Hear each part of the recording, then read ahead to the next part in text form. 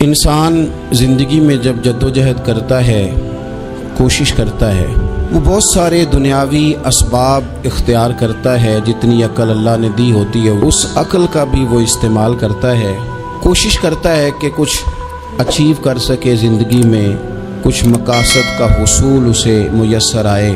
عزیز بھائیوں، ایک بات اپنے ذہن میں اچھی طرح بٹھا لیں اور لکھ لیں کہ زندگی میں جو کسی بندے کو کامیابی حاصل ہوتی ہے وہ رب تعالیٰ کی مدد سے حاصل ہوتی ہے۔ اگر رب تعالیٰ مددگار ہو تو پھر کوئی چیز بھی رستے میں رکاوٹ نہیں بنتی، اور اگر مالک کریم کو منظور نہ ہو تو انسان بہترین سیاستدان ہو، اچھا ایڈمنسٹریٹر ہو، اس کا ذہن بڑی وسعت رکھتا ہو، بڑی اچھی پلاننگ کرنا جانتا ہو، سارا کچھ ہو تو بندہ ناکام ہو جاتا ہے۔ مسلمانوں کو جتنی کامیابیاں ملیں ان کا پس منظر صرف اتنا تھا کہ اللہ تبارک و تعالیٰ نے اپنے بندوں کی مدد فرمائی، اور اب تعالیٰ نے قرآن مجید میں اس حقیقت کا بیان کیا، فرمایا بل اللہ مولاکم، فرمایا بلکہ اللہ تمہارا مولا ہے، وَهُوَ خَيْرُ النَّاصِرِينَ، اور وہ بہترین مددگار ہے۔ وہ جو رب تمہارا مولا ہے وہ بہترین مددگار ہے، اور اگر وہ مدد کرے تمہاری، سورہ آل عمران میں آگے جا کے ارشاد فرمایا اگر اللہ مدد کرے تو پھر تم پر کوئی غالب نہیں آ سکتا، اور اگر وہ تمہاری مدد چھوڑ دے تو پھر کوئی تمہاری مدد کر سکتا؟ کوئی مدد نہیں کر سکتا۔ بدر کی جنگ بھی اور فتح مکہ بھی رمضان المبارک میں ہوا ہے۔ میں دونوں پر غور کر رہا تھا تو ایک نیا مضمون میرے ذہن میں آنے لگا۔ بدر کی جو جنگ ہے اس میں بھی ایک عجیب انقلاب آیا ہے کہ 313 نے 1000 سے مقابلہ کیا، اور جن 1000 سے مقابلہ کیا وہ اسلحے سے لیس تھے، اور یہ جو 313 ہیں ان کے پاس 6 زرہیں، 8 تلواریں، چند گھوڑے، لیکن اللہ نے کامیابی دی تو خود رب نے بیان کیا کس طرح دی، فرمایا وَلَقَدْ نَصَرَكُمُ اللَّهُ بِبَدْرٍ وَأَنْتُمْ أَذِلَّةٌ۔ وہ کامیابی اس طرح ملی ہے کہ رب نے تمہاری مدد کی تھی، تم تو کمزور تھے، اللہ نے بدر میں تمہاری مدد کی، تم جیت گئے۔ وَلَقَدْ نَصَرَكُمُ اللَّهُ بِبَدْرٍ وَأَنْتُمْ أَذِلَّةٌ، اللہ نے بدر میں تمہاری مدد کی، تم تو کمزور تھے۔ پھر فتح مکہ نصیب ہوئی تو اس میں بھی بہترین منصوبہ بندی نبی پاک علیہ السلام نے فرمائی، بہترین حکمت عملی حضور نے اپنائی، لیکن ہمیں جو اللہ رسول نے بات سمجھائی وہ کیا ہے؟ اذا جاء نصر اللہ والفتح، فرمایا جب اللہ کی مدد آئی اور فتح نصیب ہو گئی۔ یہ اللہ نے مدد فرمائی تمہاری، یہاں بھی فتح مکہ بھی اللہ کی مدد سے، جنگ بدر بھی اللہ کی مدد سے۔ وہ جو مدد ہے اللہ تعالیٰ کی، جب وہ ہم یہ کرتے ہیں کہ ہم اپنی ساری زندگی سیاست کی نظر کر دیں، ہماری سیاست صرف ملک میں نہیں ہوتی، ہماری سیاست خاندان میں بھی ہوتی ہے، ہم گھر کے اندر بھی سیاست کرتے ہیں، ہم کسی خاص طریقے سے لوگوں کو اپنے پیچھے چلانا چاہتے ہیں، ہم ایک خاص اسلوب اختیار کرتے ہیں کہ لوگ ہمارے پیچھے چلیں۔ اس کا نقصان ہمیں یہ ہوتا ہے کہ سیاست جو ہوتی ہے یہ شطرنج کے ہیر پھیر کی طرح ہوتی ہے، تو اس کے راز بڑی جلدی کھلنے لگ جاتے ہیں، پتہ چل جاتا ہے کہ بندہ مخلص نہیں تھا، سیاست کر رہا تھا، طریقے سلیقے سے اس نے جوڑ کے رکھا ہوا تھا۔ ہم ہر جگہ سیاست کے بل بوتے پر چیزوں کو لے کے چلنا چاہتے ہیں، سیاستیں ناکام ہو جاتی ہیں، سیانے لوگ فیل ہو جاتے ہیں، بچتا صرف وہی ہے جس کے پیچھے رب تعالیٰ کی مدد شامل حال ہوتی ہے۔ اپنی زندگی کے اندر ہم جو کچھ بھی کر رہے ہیں، جس شعبے سے بھی ہمارا تعلق ہے، آج ہم نے اس بات پہ غور کرنا ہے کہ پہلے تو یہ غور کر لیں کہ جو کام ہم کر رہے ہیں کیا وہ کام ایسا ہے کہ اس میں اللہ کی مدد ہمیں ملے گی؟ اگر آپ کوئی معاذ اللہ ناجائز کام کر رہے ہیں، فعل حرام کا ارتکاب کر رہے ہیں، تو اس میں تو مدد الہی آئے گی نہیں۔ پہلے تو یہ دیکھیں جو کر رہے ہیں وہ کام مدد الہی والا ہے، اور اگر اللہ تعالیٰ کی مدد والا وہ کام ہے پھر اس پر غور کریں کہ کیا ہم نے مالک سے مدد کا سوال کیا ہے، ہمیں مدد میسر آ رہی ہے۔ وہ میں نے بزرگوں سے ایک بات سنی تھی، وہ بڑی یاد رہ گئی۔ وہ فرمایا کرتے تھے قابلیت بھی بڑی چیز ہے لیکن قبولیت سب سے بڑی چیز ہے۔ قابل ہونا بھی بڑی بات ہے لیکن زیادہ بڑی بات یہ ہے کہ اس کی بارگاہ میں قبول بھی ہے کہ نہیں۔ اپنی زندگی میں اللہ کی مدد کی طرف بڑھیں، मालिक की मदद का हुसूल इख्तियार करने की कोशिश करें, अल्लाह के साथ अपने आप को जोड़े। अगर अल्लाह की मदद नसीब हो, ये जो हम जितना डरते रहते हैं, सहमे रहते हैं, परेशान रहते हैं, कोई क्या कर देगा, हमारे यहाँ ना हर शोबे में माज़अल्लाह एक माफिया है, इल्ला माशाअल्लाह। वो माफिया कहता है मेरे साथ मिलोगे तो मैं चलने दूंगा, वरना मैं नहीं चलने दूंगा। मार्केट में आ ही नहीं सकता फलाना बंदा, क्योंकि यहाँ हमारा कब्जा है। और मेरे भाई, फिर बहुत सारे लोग जिनकी नीयतें और इरादे बड़े अच्छे होते हैं शुरू में, वो भी उस माफिया का शिकार हो जाते हैं और उनके रंग में रंग जाते हैं। याद रखना, किसी शख्स की ब्लैकमेलिंग का कभी शिकार ना होना, कभी किसी की मीठी और मुसज्जा मुकफ़ा बातों का शिकार ना होना। कोई क्या कर सकता है अगर अल्लाह मददगार हो तो? जिसको रब करीम उठाना चाहे उसे कोई गिरा सकता है? हम ये डरे डरे सहमे सहमे परेशान परेशान फैसला करने की ताकत नहीं, मुझे चलना चाहिए कि नहीं, उठना चाहिए कि नहीं, करना चाहिए, उठ बांध कमर क्यों डरता है? फिर देख खुदा क्या करता है। हज़रत अब्दुल्ला इब्न अब्बास फरमाते हैं, मेरे नबी पाक अलैहिस्सलाम ने मेरी तरबियत फरमाई, हुजूर ने मेरी तरबियत फरमाई। और महबूब पाक अलैहिस्सलाम ने फरमाया, अब्दुल्ला याद रखना, ये नौजवान दोस्त मेरी बात लिख लें, परेशान लोग मेरी बात लिख लें, जिनके पास कुव्वत फैसला नहीं वो इस बात को लिख लें। हज़रत अब्दुल्ला इब्न अब्बास फरमाते हैं, मेरे नबी पाक अलैहिस्सलाम ने मुझसे फरमाया था, अब्दुल्ला सुन, अगर सारी दुनिया मिल के तेरा कोई नफ़ा करना चाहे, कर नहीं सकती जब तक मेरे रब की रज़ा ना हो। और फरमाया सारी दुनिया मिल के तेरा कुछ बिगाड़ना चाहे तो अब्दुल्ला बिगाड़ नहीं सकती जब तक रब करीम की हिकमत का तकाजा ना हो। लोगों से डरना, लोगों की तरफ देखना, माहौल देख के अपने राह का तायुन करना, हर बंदे के ख्यालात के मुताबिक ढलने की कोशिश करना, फलाना ना नाराज हो जाए, फलाना ना नाराज हो जाए, वो जिसने होना हो जाए, बस रब रसूल नाराज ना हो। अपनी जिंदगी में अपने मालिक को मौला जान के, बलिल्लाहु मौलाकुम, अल्लाह तुम्हारा मौला है, वहुव खैरुन नासिरीन, वो बेहतरीन मददगार है। तवज्जो जब भी करें रब की जानिब करें, अपने दिल का किबला दुरुस्त रखें, सोचों के जाविये सीधे रखें। मेरे भाई, मालिक जब बंदोबस्त कर देना, जब मालिक बंदोबस्त करते हैं, फिर ऐसा बंदोबस्त करता है कि लोगों के पास ना चारा नहीं रहता। हज़रत मरियम रज़ियल्लाहु ताला अन्हा पाकबाज थी, मस्जिद में रही थी, पर मालिक की हिकमत के तकाजे बड़े अजीब है ना। फिर जनाब मरियम को अल्लाह ताला ने बग़ैर शौहर के औलाद अता कर दी। ये बात ही ऐसी थी, वो किसी ने कहा था कि मखलूक तो फनकार है इस दर्जा के पल भर में, संगे दरे काबा से भी असनाम तराशे, तुम कौन हो क्या चीज़ है दागे कबाबी। लोगों ने तो मरियम पे भी इल्ज़ाम तराशे। तो लोगों ने कहा किधर से ले आई बच्चा, तेरा बाप तो ऐसा नहीं था, कहाँ से ले आई? अल्लाह करे मैं आपको समझा सकूं, जरा अपने आप को वहां खड़ा करें कि एक पाकबाज औरत, पाक बाप की बेटी, तैयब माँ की बेटी और अल्लाह के घर में परवरिश पाने वाली खातून, एक वो वक्त और एक ये वक्त कि उस औरत को कटहरे में खड़ा करके पूछा जा रहा है कि माज़अल्लाह तेरी गोद में बच्चा जायज नहीं है, कहां से लाई है? अब खुद से सफाइयां बंदा कितनी को दे, कितनी को वजाहतें करे। और मैंने तो अपनी जिंदगी में देखा है, ज्यादा वजाहत देने वाले को भी लोग झूठा समझने लग जाते हैं। ज्यादा वजाहत देने पर भी लोग कमजोरी का इजहार समझते हैं कि कमजोर पड़ गया। आप सुलह की कोशिश करते हैं, सामने वाला बुज़दिल समझ लेता है। ज्यादा वजाहतें भी कमजोर कर देती। अब हजरत मरियम को कटहरे में खड़ा करके कहा बच्चा किसका है? तो फिर खुदा बंदोबस्त जब करे, अल्लाह जब मददगार हो, तो फिर हजरत मरियम की गवाही दरख्तों से नहीं दिलवाई, उसने पत्तों से नहीं दिलवाई, फिर फरिश्ते नहीं भेजे। हजरत मरियम कहने लगी मुझसे ना पूछो, वो जो पंगूड़े में है उसी से पूछ लो, उनसे पूछो ना, वो कौन है पूछ लो, उनसे कर लो सवाल।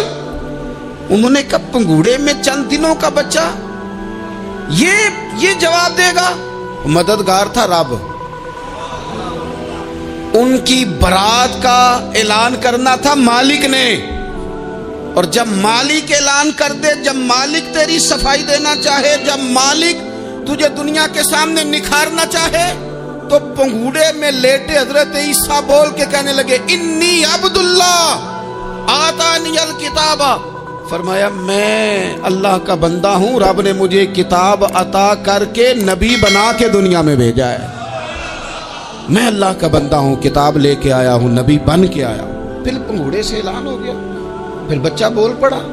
और ये एक दफा नहीं बात हुई, ये बनी इसराइल में एक जुरैज नाम के शख्स भी थे जो नमाज पढ़ रहे थे। बाज ने लिखा है नफल नमाज थी, अम्मा ने पुकारा तो आए नहीं, तो माँ के मुंह से निकल गया तू इतनी देर तक मरेगा नहीं जब तक किसी बेहया औरत का मुंह ना देख ले।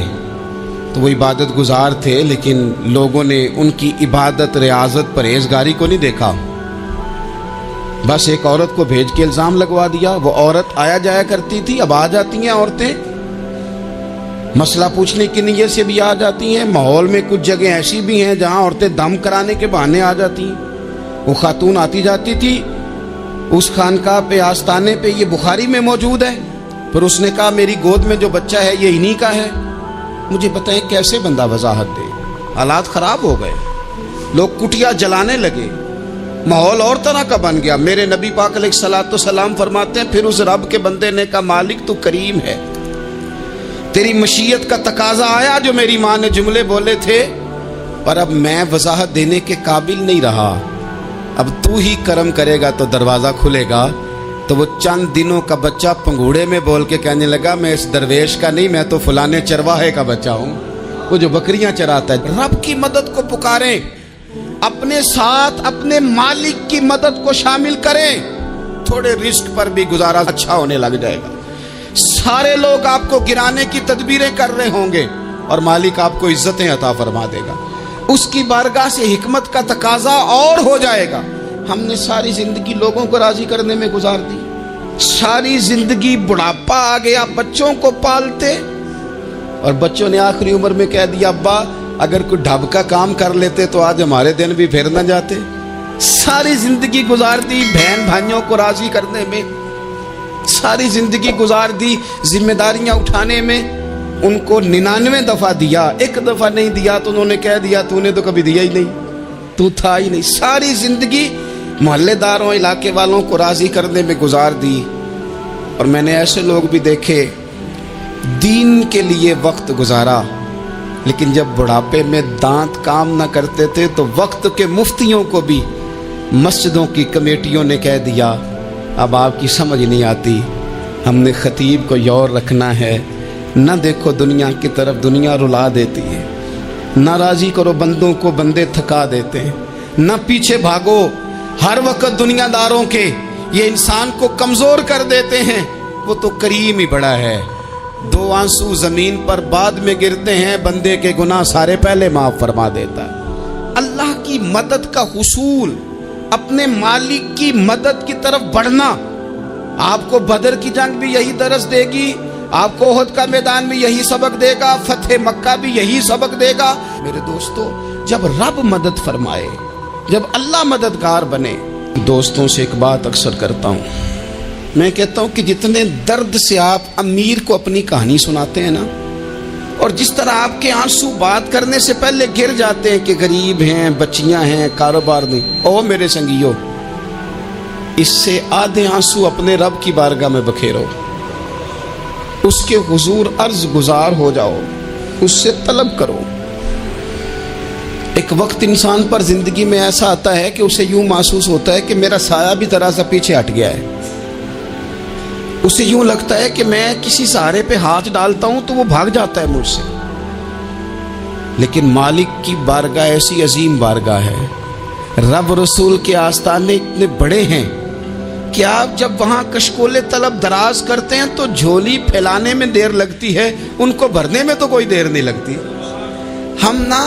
हमने अपना सोच का किबला ही दुनिया को बना लिया है। ये जो अल्लाह वालों की मदद है ये तो है नहीं, अल्लाह ही की मदद है, लेकिन ये जो सेठों की तरफ तवज्जो करना, नवाबों की तरफ तवज्जो करना, दुनियादारों की तरफ तवज्जो करना और अपना मिजाज इस तरह का बना लेना, यारो गर्दन को झुका देता है खैरात का पत्थर, जहां में मांगने वालों के सर कभी ऊंचे नहीं होते। اور اقبال کہتے ہیں غیرت ہے بڑی چیز جہانے تگ و دو میں، پہناتی ہے یہ فقر کو تاج سردارا۔ میں عرض کروں گا کہ اپنی آپ جب توجہ کا قبلہ اللہ رسول کو بنائیں گے تو رب فرماتے وَيَرْزُقْهُ مِنْ حَيْثُ لَا يَحْتَسِبُ، میں نہ تجھے وہاں سے رزق دوں گا جہاں سے کبھی تیرا گمان بھی نہیں گیا ہوگا، یہاں سے بھی مل سکتا ہے، تو نے سوچا بھی نہیں ہوگا۔ بخاری شریف میں حدیث ہے، حضرت جابر ابن عبداللہ فرماتے ہیں نبی پاک صلی اللہ علیہ وسلم نے نا 300 لوگوں کا ایک لشکر روانہ کیا کسی مہم کے لیے، کسی جہاد کے لیے۔ حضرت ابو عبیدہ بن جراح رضی اللہ تعالیٰ عنہ امیر لشکر تھے۔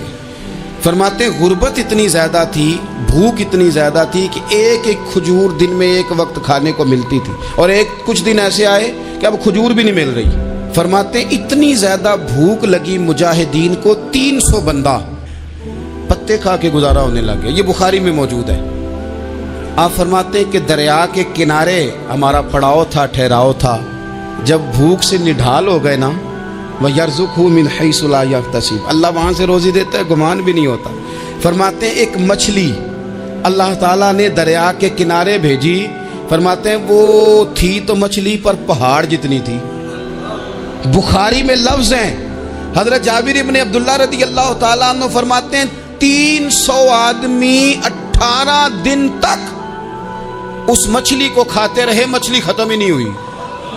مچھلیاں نہیں، مچھلی کہتے ہیں 18 دن 300 بندہ کھاتا رہا، مچھلی ختم ہی نہیں ہوئی۔ اور فرماتے ہیں کہ اس کی ہڈی نکال کے، کانٹا کہیں گے آپ اپنی زبان میں، کہتے ہیں وہ نکال کے نا تو اس کو کھڑا کیا نا جب، تو اونٹ کجاوے سمیت اس کے بیچ سے گزر جاتا تھا، 2 اس کے کانٹے جوڑے۔ فرماتے ہیں وہ اس کا گوشت ہم کھاتے تھے اور اس کی چربی بطور تیل کے ہم جسموں پہ ملتے تھے، بیماروں کو اس سے سکون آتا تھا، تندرستی شفا ہوتی تھی۔ فرماتے ہیں ہم کھایا بھی ہم نے، اور کچھ لے کے ہم مدینے بھی گئے، اور قربان جائیں نبی پاک نے بھی اس میں سے کھایا۔ ہم نے عرض کی حضور یہ معمہ کیا ہے، یہ ماجرا کیا ہے؟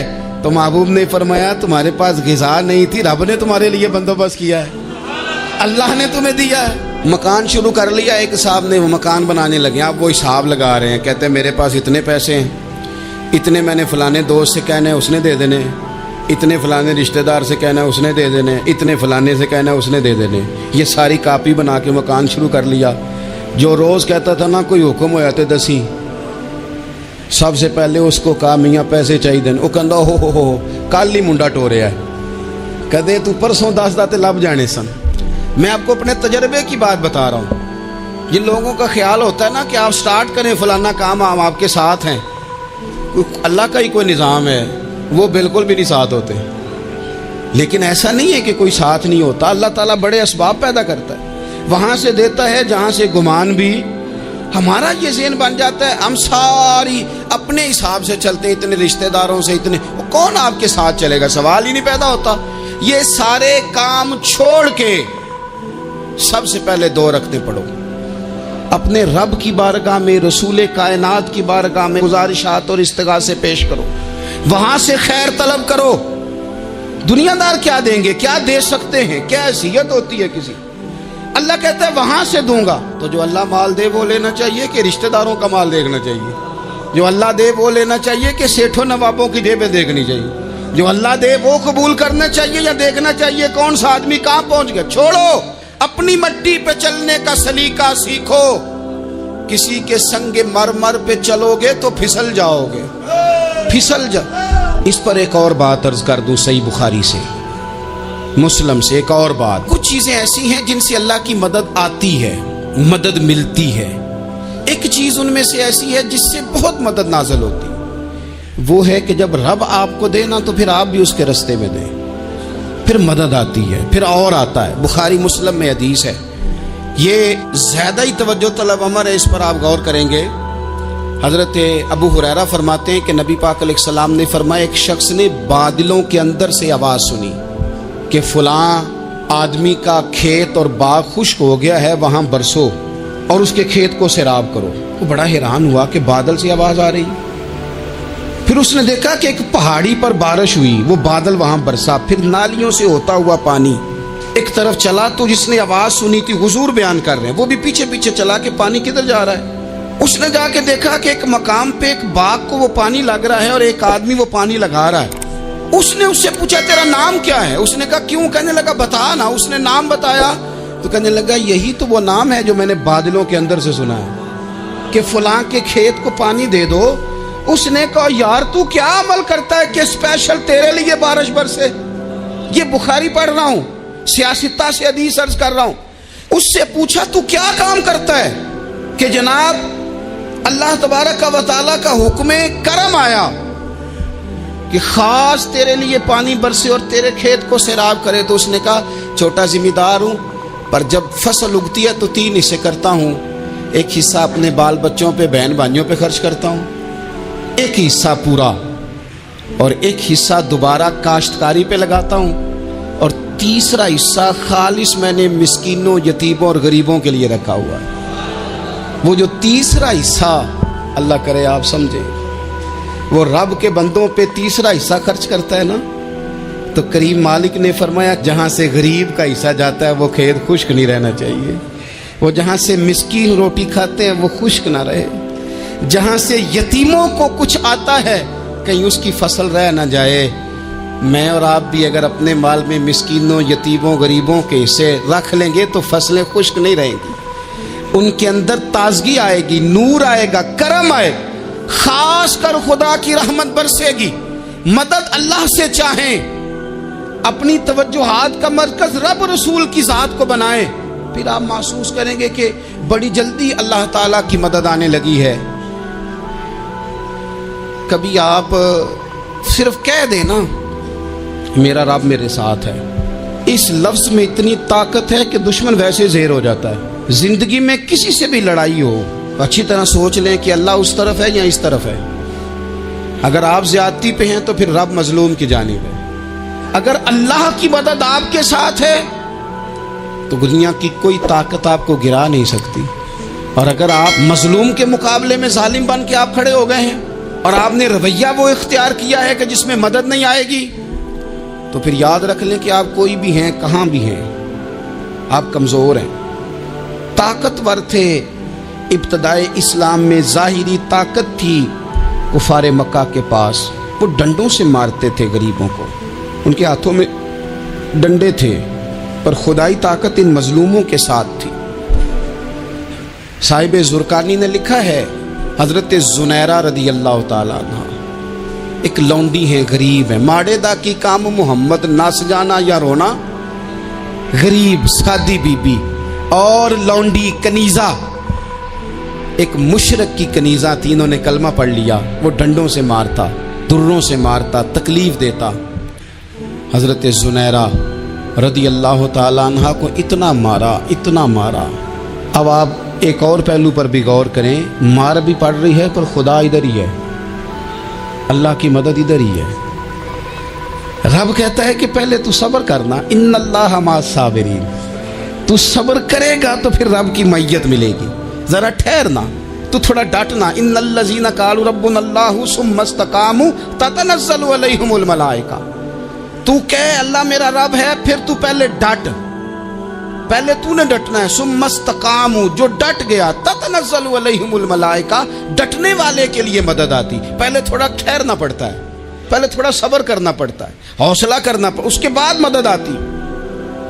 مار پڑ رہی ہے، مارا جا رہا ہے حضرت زنیرہ کو، ان کا مالک جو ہے ظاہری آقا وہ مار رہا ہے، یہ کنیزہ ہے، اتنا مارا اتنا مارا، ان کی بینائی چلی گئی، نظر آنا بند ہو گیا۔ ابو جہل آیا اور کہنے لگا زنیرہ دیکھا نا ہمارے بت تیری آنکھیں لے گئے، معاذ اللہ، لات و منات ہمارے بتوں نے تجھے اندھا کر دیا۔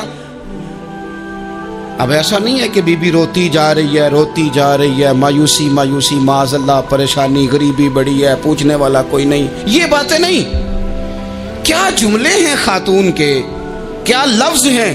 ابو جہل نے تنزیہ کہا، معاذ اللہ، کہنے لگا دیکھا نا ہمارے بتوں نے تجھے اندھا کر دیا۔ تو جناب زنیرہ آنکھوں کی بینائی گئی ہے، رات کو گئی ہے، دکھ ابھی تازہ ہے، لیکن اللہ پہ جو توکل ہے، اپنے مالک سے جو رشتہ ہے، وہ اتنا مضبوط ہے، اتنا طاقتور ہے، اس میں اتنی گہرائی ہے کہ حضرت زنیرہ بول کے نا اتنی قوت سے بولی، اتنی طاقت سے بولی کہ پورے کفر پر لرزہ طاری ہو گیا۔ فرمانے لگی تمہارے بتوں کی کیا اوقات ہے کہ وہ میری بینائی لے جائیں؟ یہ میری رب کی حکمت کا تقاضا ہے۔ جب تک اس نے چاہا زنیرہ دیکھتی رہی، اور جب اس نے چاہا زنیرہ کی آنکھوں کی بینائی چلی گئی، اور اگر وہ چاہے گا نا تو بینائی واپس بھی کر دے گا۔ اگر ہو ذوق یقین پیدا تو کٹ جاتی ہیں زنجیریں، اگر وہ چاہے گا تو بینائی آ بھی جائے گی۔ حضرت زنیرہ نے رات کو یہ لفظ کہے، ابو جہل اور سارے کفار ڈر کے سن کے چلے گئے، آپ اطمینان سے آ کے بستر پہ سوئی۔ جب سویرے اٹھی تو اللہ نے آنکھوں کی روشنی واپس کر دی تھی۔